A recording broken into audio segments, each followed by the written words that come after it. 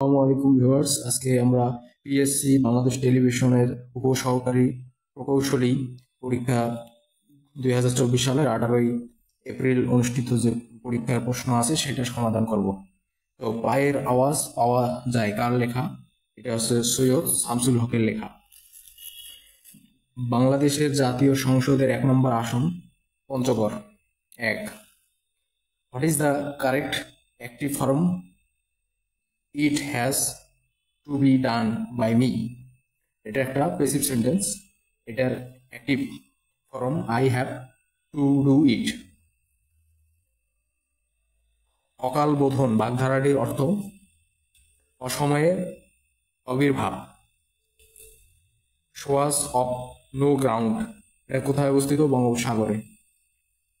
Identify the imperative sentence. Get some cold water from the